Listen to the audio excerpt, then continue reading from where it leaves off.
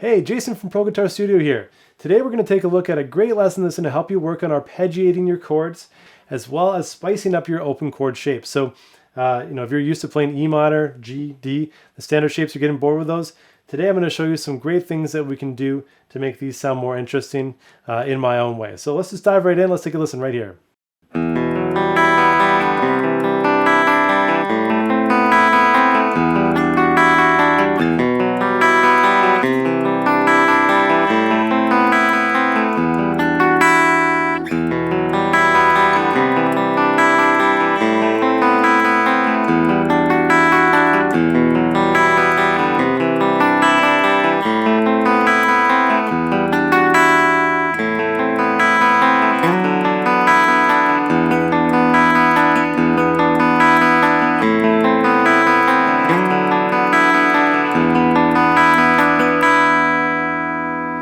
All right, so today we're going to take a look at what I call melodic open chord. So the definition of an open chord is a chord with an open string. And I mean, your standard chords like E minor, G, D, those are all great examples of open chords. But we're going to do some interesting things with chords like the E minor chord and the C chord that change it up just a little bit, and also add in some other chords that use open strings that might not be, we'll say, orthodox or commonplace. But I love the sound of these chords because they add additional notes that you wouldn't normally hear. And there's a lot of things we can do with open strings that make things sound more melodic, right? Adds more melody to the chords. Instead of just playing like a 3-note chord like in E minor, we can add other notes to it. So let's just dive right in here. And right off the bat, if this is too difficult as you go through it, look at it as a success if you learn one thing. So if you learn one really nice chord, take it from there, and this is going to be a great thing for you. But if you find working through this pretty difficult, keep in mind some of these chords are pretty tough, okay? So starting off here, we're going to have not an E minor chord, but an E minor add 9. This is sort of tough to play, so this might be the one that gets you right off the bat, but we're going to have the 2nd fret string number 5 and the 4th fret string number 4, or 2nd fret on the A string, 4th fret on the D string. These notes are B and F sharp. Now, the open E is a root note, and as we play through this chord, we're going to play the open E, open G, open B, and open high E string as well, and this makes an E minor add 9 chord. Now I learned this way back, I think from like a Pink Floyd song going, some David Gilmour stuff, so I thought it was the coolest chord when I heard it. I still love this. This is one of my favorite chords probably out there when I get a chance to use it. So what we're going to do here, we're going to arpeggiate the chord from string number 6. We're going to go string 6, 5, 4, 3, or E, A, D, G, and then we're going to play string 1, 2, 3, 4, or E, B, G, D. Now, when I'm picking this, I'm doing down, down, down, down, up, up, up, up. Feel free to do whatever way makes sense for you. There are more efficient ways to do it. This just helps me stay in time. All right, so that's our first chord, E minor, add 9.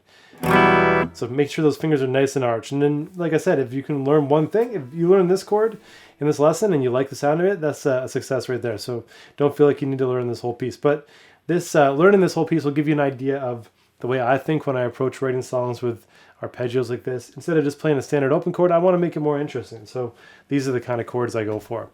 So the next chord, instead of playing a C chord, we're going to play a C add 9. So the 3rd fret on the A string, 2nd fret on the D string, and 3rd fret on the B string. And in this case here, we're leaving the 1st string and 3rd string open, or the E string and the G string open. And we're going to pick string 5, 4, 3, 2, 1, 2, 3, 4. Okay, so we're going to go down. Love the sound of that chord too. And these chords sound really good when you're actually arpeggiating them. So like an E minor add 9. It sounds okay when you strum it. You have to strum very softly though. Same with the C add 9. But arpeggiating it really brings all those extra notes out. The next chord is an A minor add 9 as well. So we're going to play the 7th fret on the D string and 5th fret on the G string with open A, B, and E strings. Same picking pattern as the C add 9 chord, okay?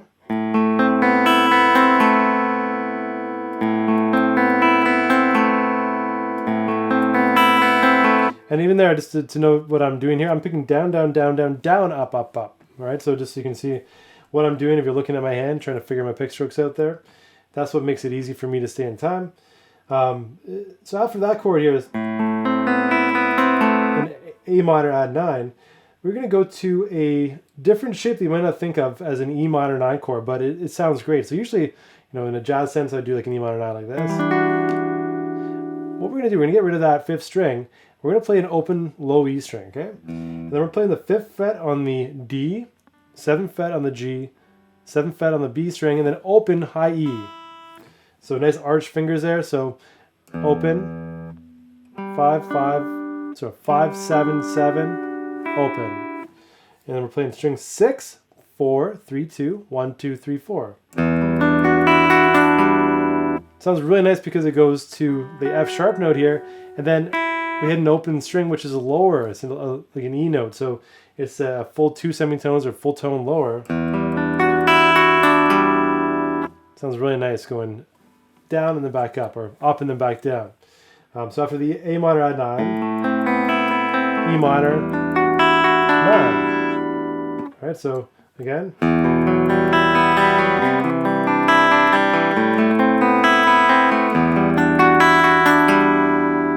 The hard thing here too is you're continuously picking, so the pick hand doesn't stop.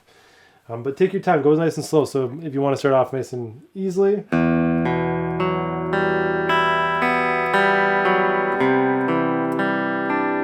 You might not even be able to pick that in time as you're transitioning right now, okay? So keep that in mind.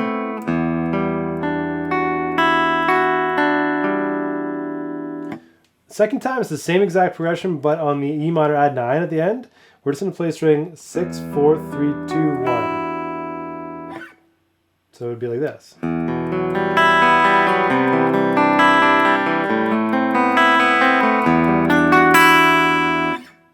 All right, so that progression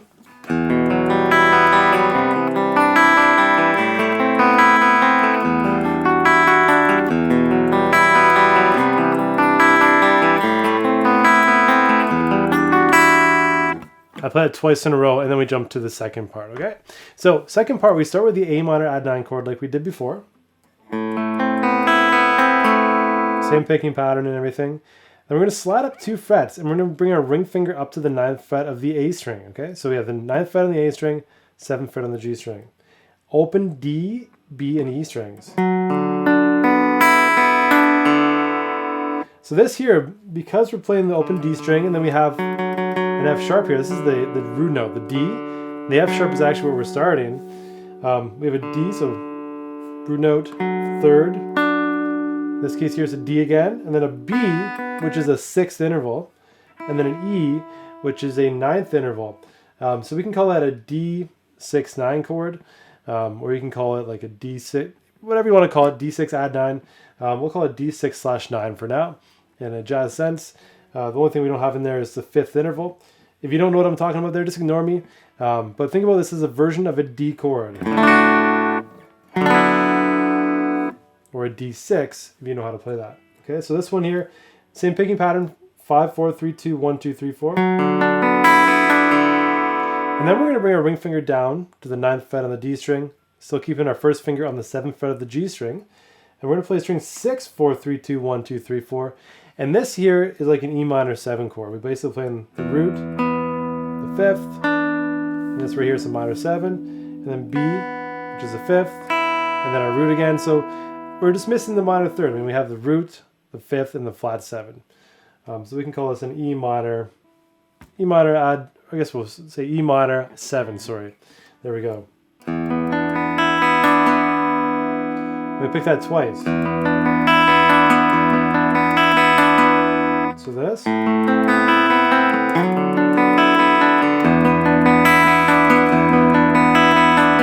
And the second time we do the same thing, but at the end, instead of playing that E minor 7 twice,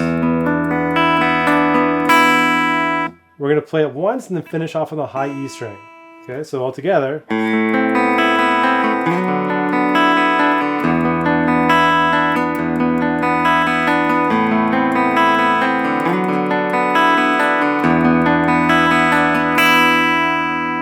Slow it down.